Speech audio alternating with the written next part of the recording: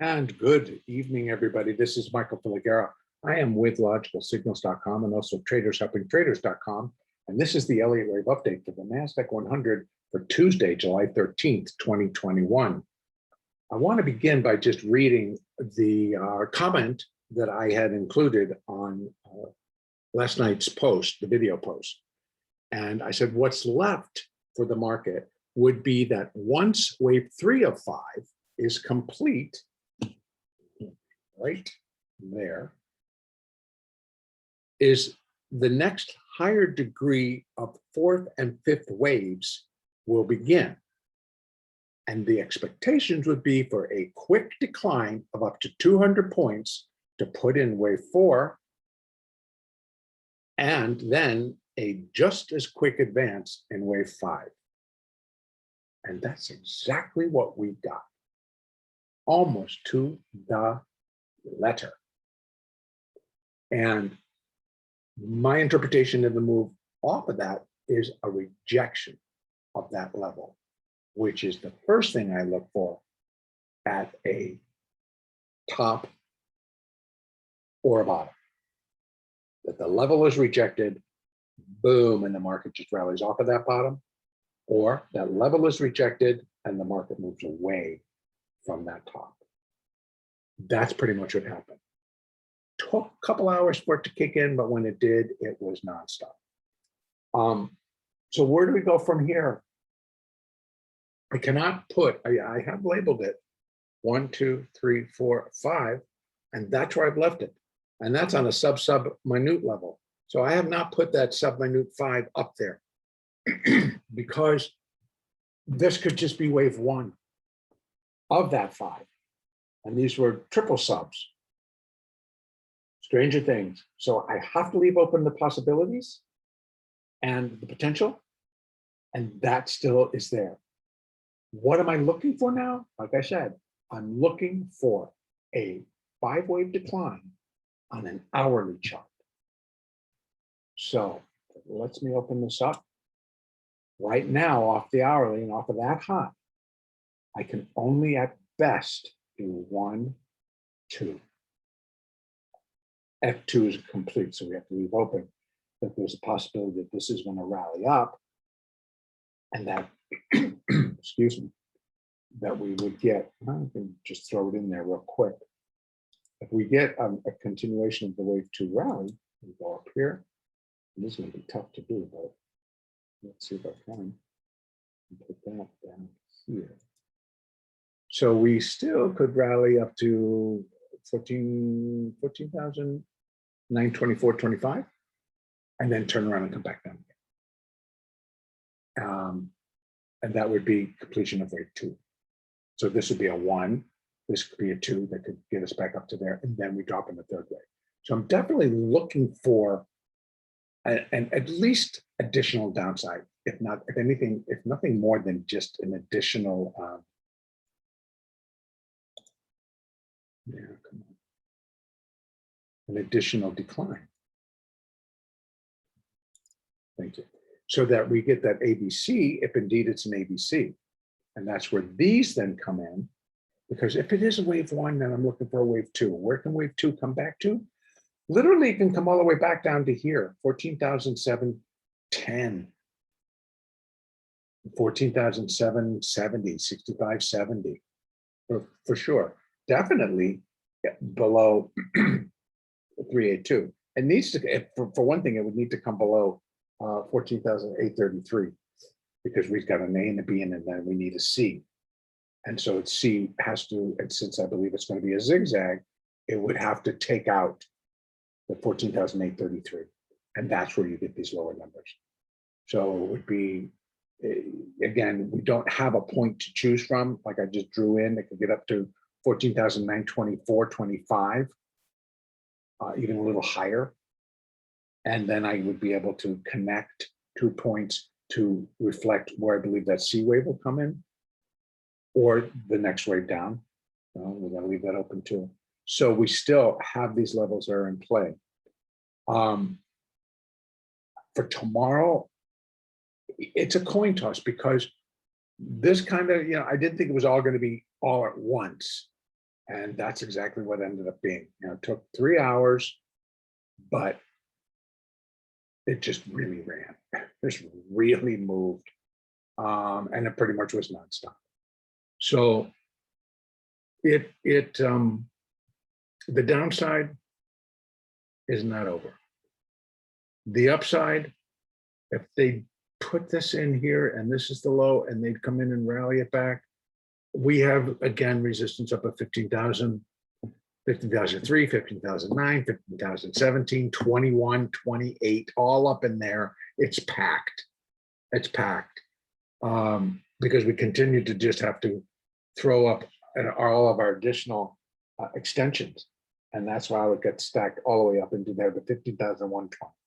So we get pretty stacked up, but it can get zipping and go straight up through there if it does exactly what it did today.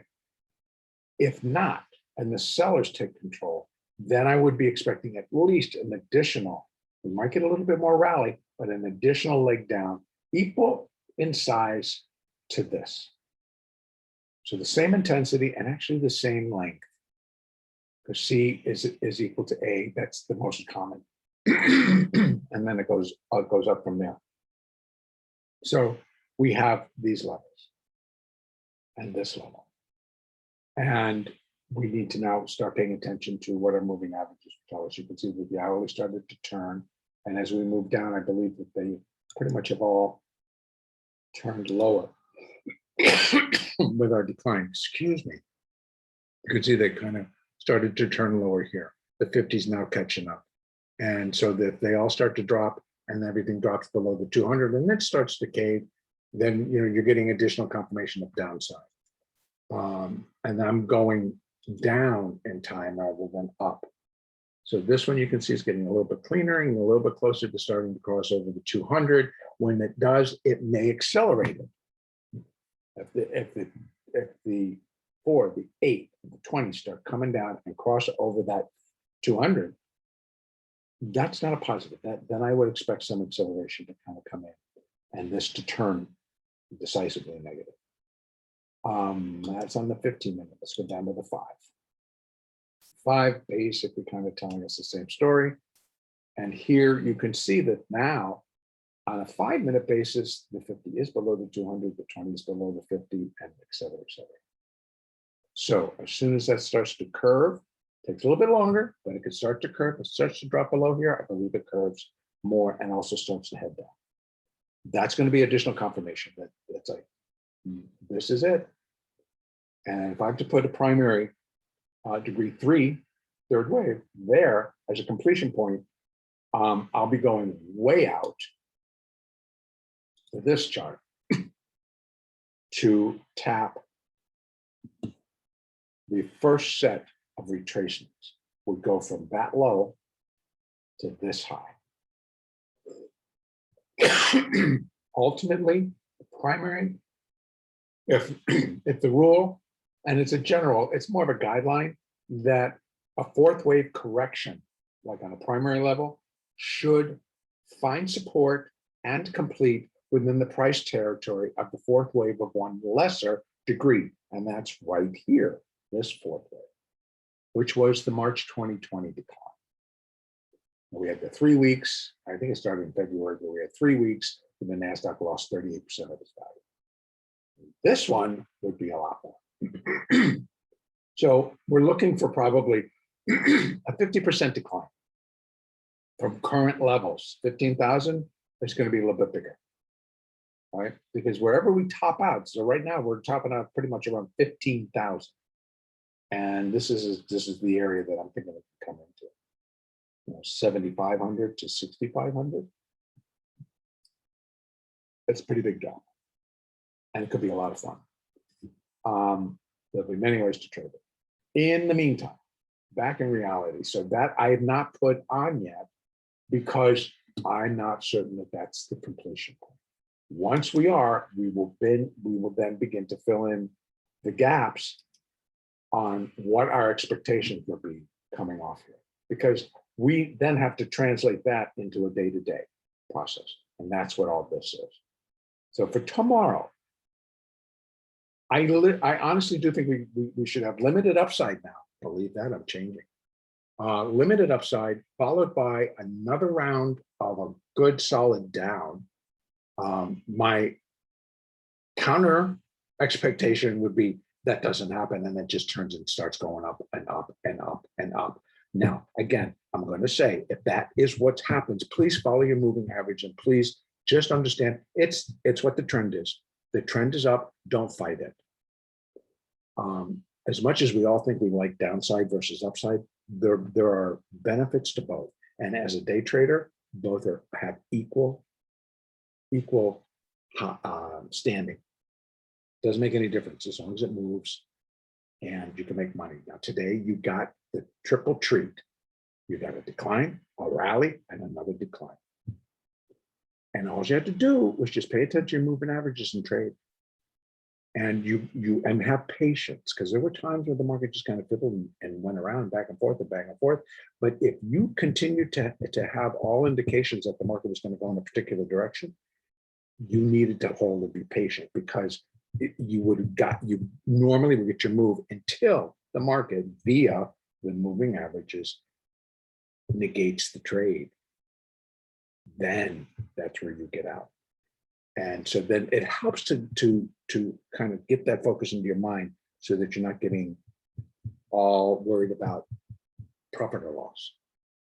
So you have your risk in place and you've got your exit in place. And now you let the market do what the market's going to do.